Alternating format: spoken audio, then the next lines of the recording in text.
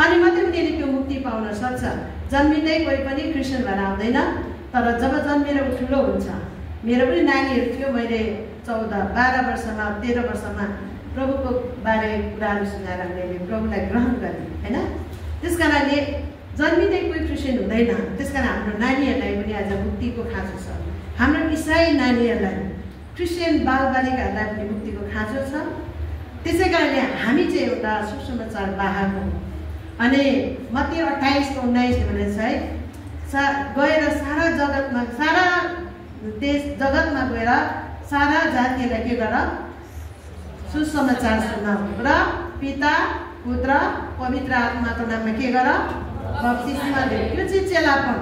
सबैभन्दा महत्त्वपूर्ण बाल बालिकाहरूलाई सिकाउने, सन्देश दिने कुराहरू, उनीहरू कहाँ चाहिँ परमेश्वरको वचन रोप्ने कुरा चाहिँ महत्त्वपूर्ण छ। अनि बाल टिचरहरू चाहिँ एकदमै महत्त्वपूर्ण सेवक अनि सेविकाहरू, टिचर अनि के अरे सबैजना चाहिँ हामी महत्त्वपूर्ण सेवकहरू। कतिवटा मण्डलीहरूले यो कुरालाई व्यवस्था गर्छ, यही कुरालाई बुझ्दैन, तर उनीहरू चाहिँ विशेष हो, विशेष व्यक्ति हो। उनीहरूले चाहिँ हाम्रो ग्राउन्ड लेभलको भर्खर जन्मेको शिशुहरूदेखि माथि लिएर सन्डे स्कुलमा जब उनीहरू आउँछ, उनीहरूको आत्मिकी कुराहरूको हेरचाह। घर कतिवटा परिवार पहिलो प्रार्थना चाहिँ घरमै हो, तर दोस्रो फेरि स्कुल विद्यालयमा आउँछन्। जब हाम्रो सन्डे स्कुलमा आउँछ अनि उनीहरूको आत्माको हामी हेरचाह अनि उनीहरूलाई हामी निर्माण गर्ने कामहरू गर्छौँ। त्यो चाहिँ महत्त्वपूर्ण हो। त्यस कारणले आज यो चाहिँ विशेष गरी उदाहरणको रूपमा हामी ल्याउन सक्छौँ। तपाईँले केही सानो एउटा बिजन अथवा बिउ देख्नुभएको छ कि छैन भन्नुहोस् त। अनि त्यो सानो बिउलाई तपाईँले जब रोप्नुहुन्छ, हेर्दाखेरि त्यो सानो एउटा दाना बिउ, जब तपाईँले त्यो बिउलाई चाहिँ कहाँ रोप्नुहुन्छ, जमिनमा रोप्नुहुन्छ। अनि एउटा बिउ त सानो बिउलाई छर्नुहुन्छ, अनि त्यो बिउ चाहिँ त्यो जमिनमा परेपछि त्यो बिउ के हुन्छ भन्नुहोस् त, उम्रिन्छ, एउटा ठुलो बोट हुन्छ। अनि त्यहाँबाट एउटा के हुन्छ, त्यहाँबाट त्यो बोटले के दिन्छ, फल दिन्छ। अनि आज तपाईँ र मैले पनि त्यो रोपेको सानो बिउ केही समयपछि त्यो चाहिँ के हुन्छ, ठुलो बोट बन्न सक्छ। त्यसैले हामीले पनि बालबालिकाहरूको हृदयमा सानो बिउ रोप्यौँ भने एक दिन त्यो ठुलो विश्वासको एउटा बोट हुन सक्छ। आमेन भन्नुहोस् त। त्यसै कारणले हामी चाहिँ विशेष व्यक्ति हो भन्नुपर्छ। हामी चाहिँ के अरे भन्नुहोस् त, विशेष व्यक्ति, विशेष सन्देश वाहकहरू। कसको? माथि परमेश्वरको कुराहरू, खबरहरू, सन्देशहरू मानिसलाई दिने हामी चाहिँ विशेष वाहकहरू हो। अनि यही कुरालाई आज तपाईँ र मैले बाइबली दृष्टिकोणले हेऱ्यो भने चाहिँ धेरै थुप्रै कुराहरू छ। यहाँनिर मत्ती 19:14 हामीले पढ्नेछौँ। म यहाँको माझमा पढ्नेछु। मत्ती 19:14 पढ्छु है ल। यहाँ यसरी भनेको छ, यो अघि हाम्रो सर मिसहरूले पनि धेरै भनिसक्यो, यो नै मिठी हाम्रो लागि भएको जस्तो छ। यहाँ यसरी भनेको छ 19:14 है, म पढ्नेछु यहाँको माझमा।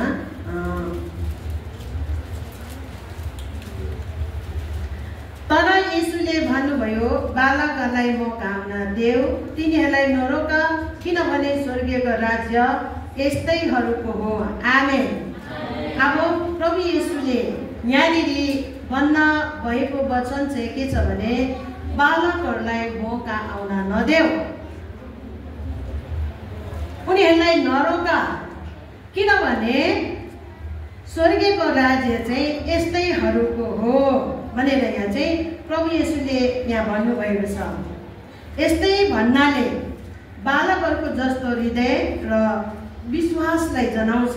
अनि बालकहरूको हृदय चाहिँ विश्वास चाहिँ कस्तो हुन्छ भने उनीहरूको हृदय चाहिँ सरल हुन्छ। सुन्नुहोस् है,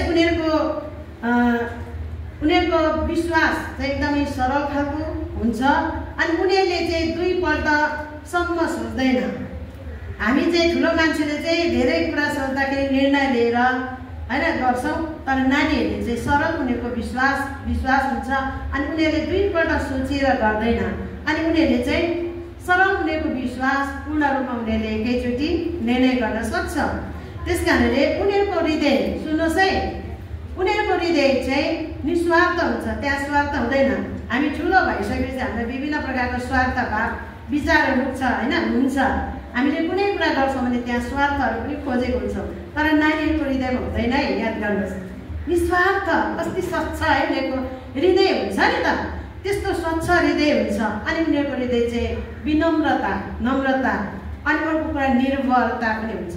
निर्भर भनेको चाहिँ एउटा उनीहरूले यति धेरै बाबुआमालाई चाहे उनीहरूले गर्न सकोस् नसकोस्, मेरो बाबुआमाले गर्न सक्छ।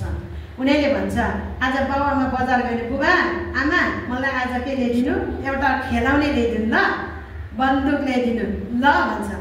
अब उनीहरूले के गर्छ, मेरो बाबुआमाले के गर्छ, अब मेरो भरे आउँदाखेरि मलाई एउटा बन्दुक त ल्याइदिएकै हुनसक्छ भन्छ। किनभने उनीहरूले कुनै डाउट गर्दैन, कहाँ ल्याइदिँदैन, पैसाको छैन कि बाबुआमासँग, उनीहरूसँग त्यो सोच हुन्छ हुँदैन। उनीहरूसँग यस्तो साह्रो निर्भर बाबुआमासँग अनि विश्वास गर्छ, कुनै पनि कुराहरू टिचरहरूसँग तपाईँ र मसँग उनीहरूले यति ठुलो विश्वास गर्छ भनेको कुरा चाहिँ उनीहरूले पक्का गरिन्छ। अनि हामी पनि पक्का हुनु पर्यो होइन र। हामी छोराछोरीलाई ल्याइदिन्छु भन्छौँ भने ल्याइदिएन भने के गर्छ, अब तपाईँलाई के गर्छ उनीहरूले विश्वास गर्दैन। हाम्रो बुवा त ढाँट्नुहुन्छ, आमा त ढाँट्नुहुन्छ। अनि टिचरहरूले पनि हामीले पनि के कुरा भन्छ उनीहरूलाई, गरेनौँ भने हाम्रो मिसले त गर्दैन भन्दै के अरे ढाँट्छ, गर्दैन है, त्यस्तो खालको कुराहरू उनीहरूमा चाहिँ हुन्छ। अनि अर्को कुरा क्षमाशील हुन्छ उनीहरू चाहिँ। मानिसहरूले कसैले के गरेको क्षमा गरे, अब तपाईँले यहाँ दुईजना बच्चा राख्नु, एकछिनमा उनीहरू लड्छ होइन, तर एकछिनमा फेरि एकैछिनमा मिल्छ। तर ठुलो मान्छे मिल्छ उनीहरूलाई त कति यहाँनिर चाहिँ समाज राखेर वचन बनेर कति गर्दा पनि क्षमा भाइ पनि त भन्छ क्षमा देऊ दिनेछ, तर उनीहरूले दिँदैन। तर नानीहरूलाई बाबु उसलाई खेल्नु दियो, उसलाई खेल्न दियो, मिलेर खेल्न ल, अघि उयो अघि जगत गर्छ होइन, तर एकछिनमा उनीहरूले के गर्छ, अहिले मिलेर बस्छ ल भन्छ, खुसी हुन्छ त्यस्तो हृदय। अनि प्रभुले चाहिँ त्यो खालको हृदयलाई हेर्नु भएर अनि यही बालकहरूको कुरालाई लिएर चेलाहरूसँग कुरा गर्दै हुन्छ। ती बालकहरूको आमाहरूले चाहिँ प्रभु येशूका बालकलाई ल्याउन चाह्यो कि येशू ख्रीष्टले चाहिँ मेरो नानीहरूलाई बालकहरूलाई चाहिँ आशिष दियोस् भन्ने उहाँको चाहना वा आमा बाउको चाहना हो। तर त्यहाँ के भयो, चेलाहरूले के गरेको छ, रोकेको छ। अनि प्रभु येशूले उनीहरूलाई हप्काउनु भयो, चेतावनी पनि दिनु, यसो नगर है, यी बालकहरूलाई तिमीले के गर्नु हुँदैन, मौका आउन नरोक, किनकि स्वर्गको राज्य चाहिँ यिनीहरूकै हुन् है। किन यो कुरा प्रभु येशूले भन्नुभयो भन्दा आज हामीले यहाँ हेऱ्यौँ उनीहरूको हृदय चाहिँ कस्तो हुँदो रहेछ, यति सरल, यति विश्वास, यति नम्र, यति निर्भरता भएको व्यक्तिहरू हुँदो रहेछ बालकहरू। त्यस कारणले अनि प्रभु येशूले यही कुरा भन्नुभयो, उनीहरूलाई नरोक। अनि उनीहरूले चाहिँ बालकहरू चाहिँ उहाँका आएको आशिष पाएको अनि उहाँमा चाहिँ बाँचेको है। प्रभु येशूले नानी बालकहरू चाहिँ उहाँका आएको, तर यहाँ चेलाहरूले चाहिँ प्रभु येशू व्यस्त हुँदाखेरि त्यहाँ टिस्टा बाधा पुऱ्याउँछ भनेर त्यहाँ रोक्दै गरेको कुरालाई प्रभु येशूले चेलाहरूलाई यो कुरा भन्नुभयो, कराउनु भयो, नरोक। यदि बालकलाई मेरो नजिक आउनु रोक्नु चाहिँ पाप हो। कहिले कहिले हामी पनि ती चेलाहरू जस्तै बन्न सक्छौँ, हाम्रो बालकहरूलाई आउन दिँदैनौँ, रोक्छौँ। हामी आमा बाउ पनि हामी टिचर पनि त्यस्तै हुन्छौँ। कहिले कहिले नानीहरू धेरै झगडा टिचर बस यता नआऊ भन्छौँ। कहिले कहिले आमा बाउ पनि धेरै झगडा यता रुँदै गऱ्यो भने नानीहरूलाई भरे राखौँ न यिनीहरूलाई है, यहाँ त डिस्टर्ब गर्छ। तर हामीले उनीहरूलाई जस्तो छ त्यस्तै सरल रूपमा उनीहरूलाई प्रभुका आउनु दिनुपर्छ। जब उनीहरू बस्दै गर्दा उनीहरूको मलाई यस्तो लाग्छ धेरै नानीहरू ट्यालेन्ट हुन्छ है, अरू यहाँ ध्यान नरा सुन्नेर भनेको खेलिरहने नानीलाई सोध्नु न, त्यो खेल्नेले अघि यहाँनिर भन्छ प्रश्नको उत्तर दिँदाखेरि म चाहिँ त्यो छक्क लाग्छ क्या। उनीहरूको खेल्दै गरेको उनीहरूको कहाँ हुन्छ उनीहरूको दिमागहरूको कुराहरूमा भइरहेछ। त्यसै कारणले नानीहरूलाई हामीले जस्तो छ त्यस्तै आउनु दिनुपर्छ परमेश्वरको कुरा, उनीहरूलाई रोक्नु हुँदैन। हामीले चाहिँ उनीहरूलाई चाहिँ ग्रहण गर्नुपर्छ त्यस्तै कुराहरूमा। एक दिन यो चाहिँ के हो भने जब तपाईँले यो कुरा चाहिँ जान्नुपर्ने कुरा चाहिँ यहाँ मत्ती 18:3ले भन्छ, यदि चेलाहरूलाई यो कुरा भन्नुभयो, यदि हामी परिवर्तन भएर तिनीहरू साना बालकहरू जस्तै तिमीहरू भएनौ भने के भनेको छ, कहिले स्वर्गको राज्यमा तिमी प्रवेश गर्न सक्दैनौ।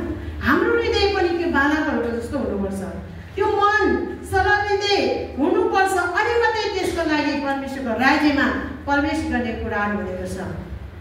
यो कुराले तपाईँ र मैले आज जानुपर्छ, किनभने बालकहरू चाहिँ उहाँको दृष्टिमा अति नै महत्त्वपूर्ण छ। आमेन भन्नुहोस् त। के अरे भन्नुहोस् त, बालकहरू चाहिँ उहाँको दृष्टिमा अति नै महत्त्वपूर्ण छ। अनि मैले आज पाराकुमीको टिचरहरूलाई देखेर धन्यवाद दिन्छु। उहाँहरूले यहाँ कस्तो राम्रो गीत भजन गाउनुभयो। मेरो सन्डे स्कुलको विद्यार्थीहरू है, हाम्रो पास्टर पनि हाम्रै बाल सन्डे स्कुलकै भन्नुपर्छ। सन्डे स्कुलमा नआए पनि 12 वर्षमा यीशु ख्रीष्टको बारे सुन्नुभयो, ग्रहण गर्नुभयो होइन। हाम्रै सेवाकाईको समय उहाँलाई हामीले सुसमाचार सुन्यौँ। बाह्रै नानी के सुसमाचार हो र ठुलोहरूको लागि भनेर उहाँलाई हामीले नदिएको भए, सुसमाचार उनीहरूको त्यहाँ चाहिँ नदिएको भए, नरोपेको भए नि आज उहाँको बोर्ड विश्वास गरेर ठुलो बोर्ड बनेर हामीलाई त्यहाँबाट फल खानु दिनुहुन्न थिएन होइन। आज उहाँबाट हामी त्यो फल खाँदैछौँ।